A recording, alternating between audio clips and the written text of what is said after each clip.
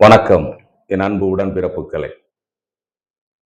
இந்து பெண்கள் சகோதரிகள் கழுத்தில் தொங்குகின்ற தாலிகளை பறித்து புடுங்கி அபகரித்து அதிகமான குழந்தைகளை பெத்தெடுக்கிற முஸ்லிம் பெண்களுக்கு கொடுத்து விடுவார்கள்.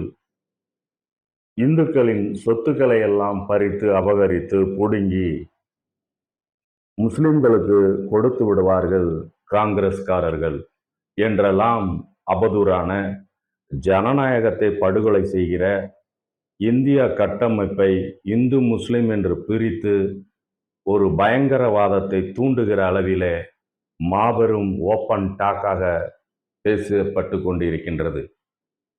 இது பேசியவர்கள் ஒரு நாளாந்திர தேர்தல் பேச்சாளர் அல்ல, ஒரு இந்திய தேசத்தின் பாரத பிரதமர் மிஸ்டர் நரேந்திர மோடி என்பதை நாம் இன்றைக்கு காதில் கேட்கக்கூடிய, கண்ணால் பார்க்கக்கூடிய, பேசக்கூடிய அளவிற்கு இன்றைக்கு நாம் தள்ளப்பட்டிருக்கின்றோம் என்றால், இது மாதிரியான ஒரு மோசமான நிலை எந்த நாட்டிலும் இதுவரைக்கு வந்தது கிடையாது.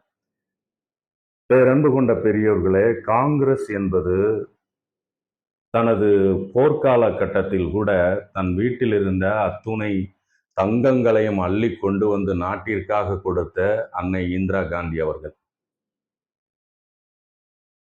இந்த நாட்டிற்காக தனது மாங்கல்யத்தை, தனது தாலியை கொடுத்தவர் அன்னை சோனியா காந்தி, காங்கிரஸ்காரர். ராஜீவ் காந்தி அவர்கள் பயங்கரவாதத்தால் படுகொலை செய்யப்பட்டார். 38 குண்டுகளை இதயத்தில் தாங்கி அன்னை இந்திரா காந்தி அவர்கள் நாட்டுக்காக உயிரை கொடுத்தார்கள். உயிரையே கொடுத்தவர்கள், மாங்கல்யத்தை கொடுத்தவர்கள் நாட்டிற்காக, இவர்கள் பெண்களின் தாலியை பறிப்பார்களா? இல்லை கார்ப்பரேட்டுக்காரர்களின் மனைவி குழந்தைகளை பாதுகாத்து கொண்டிருக்கின்ற மோடி ஏழை தாய்மார்களின் வாழ்வாதாரத்தையும் தாலியும் பறிப்பாரா என்ற தீர்ப்பை நாங்கள் மக்களாகிய உங்கள் கையிலே கொடுத்து விடுகிறோம். பேரன்பு கொண்ட பெரியோர்களே, இப்படி இந்த கெட்டாலும் மேன்மக்கள் மேன்மக்களே என்று சொல்லுகின்ற வகையிலே ஒரு பழமொழிக்கு ஏற்ற மாதிரி ஆட்சியில் இருந்தாலும் இல்லாவிட்டாலும் இன்றைக்கு இளைஞர்களின் எழுச்சி ஏந்தல் ராகுல் காந்தி அவர்கள் இன்றைக்கு தேர்தல் பரப்புரையிலே இந்த மாதிரி என் பாட்டி, எனது தந்தையார், எனது தாயார் இப்படி தாலி இழந்திருக்கின்றார்கள், நாங்கள் என் பாட்டி என் தந்தையாரை இழந்திருக்கிறோம் நாட்டுக்காக என்று ஒரு இடத்தில் கூட அவர் பயன்படுத்தியது கிடையாது ஓட்டுக்காக என்பதை மிஸ்டர் நரேந்திர மோடி தெரிந்து கொள்ள வேண்டும். இதே நிகழ்வுகள் உங்கள் கட்சியிலோ உங்கள் குடும்பத்திலோ நடந்திருந்தால் இந்த மிஸ்டர் மோடி அவர்கள் இதை பேசாமல் இருப்பாரா?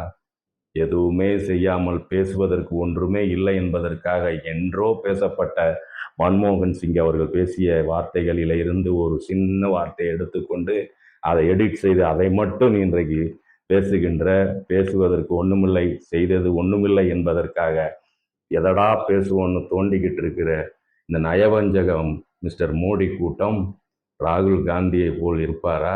சொல்லுங்கள். ஒரு இடத்திலாவது என் தந்தையை பறிகொடுத்து இருக்கிறேன் நாட்டிற்காக, எனது பாட்டி உயிரை கொடுத்திருக்கின்றார், இந்த இந்தியாவை 60 ஆண்டுகளாக கட்டி அமைத்து நாங்கள் இவ்வளவு கட்டமைப்பு வைத்திருக்கின்றோம், இப்படி கொண்டு வந்தோம் என்று ஏதாவது சொல்வாரா?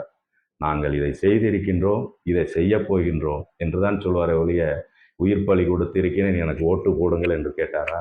அவர்தான் மாண்புமிகு தலைவன், மானமிகு தலைவன், இனமான தலைவன் ராகுல் காந்தி அவர்கள் என்பதை மேல்குடியில் உள்ளவர் என்பது நிரூபித்து விட்டார். என்ன இருந்தாலும் சாக்கடை சந்தனம் ஆக முடியாது என்பதை காட்டியவர் தான் மிஸ்டர் நரேந்திர மோடி. நீங்கள் தெரிந்து கொள்ள வேண்டும். பேரன்பு கொண்ட பெரியோர்களே, தாய்மார்களே, சர்வாதிகாரத்தின் வாசலில் நாம் நின்று கொண்டிருக்கின்றோம். அதை துறந்து விட்டு விடாதீர்கள். அது துறந்து விட்டால் சர்வாதிகாரம் இன்னும் 5 ஆண்டு காலம் ஆட்சி செய்தால் one nation one election, no election. Russia, China போன்ற சர்வாதிகார நாடுகளில் எலெக்ஷன் நடக்கும், ஆனால் அவர்கள் ஜெயித்தவர்களே தான் ஜெயித்து கொண்டே இருப்பார்கள். அதிபர்களாக இருக்கிறவர் தான் அதிபராக இருப்பார்கள். அதுதான் சர்வாதிகாரம் என்று சொல்கிறோம். ஆக நீங்கள் சிந்தித்து வாக்களிக்க வேண்டும் என்ற பொறுப்பை மிகவும் பயங்கரமான ஒரு பொறுப்பு இன்றைக்கு மக்கள் கையில் உள்ளது. மக்களும் முடிவெடுத்து விட்டார்கள். என்றைக்கும் ஜனநாயகம்தான் ஜெயிக்கும், தர்மமே வெல்லும். இந்தியா கூட்டணி வெல்ல வேண்டும், மக்கள் அனைவரும் வாக்களிக்க வேண்டும் இந்தியா கூட்டணி என்று சொல்லி, சர்வாதிகார நயவஞ்சக ஜனநாயக படுகொலை செய்தாவது வெற்றி பெற வேண்டும் என்ற நோக்கில் பயணித்துக் கொண்டிருக்கின்ற மிஸ்டர் நரேந்திர மோடியும் அவரது சகாக்கள் எஸ்சி, எஸ்டி, ஓபிசி, பிசி என்ற கோட்டாவே இருக்காது என்று சொல்லிக் கொண்டிருக்கின்ற அமித்ஷா போன்ற ஆட்களையும் நாட்டை விட்டே அப்புறப்படுத்த வேண்டும் என்று சொல்லி என் உரையை முடிக்கின்றேன். நன்றி, வணக்கம்.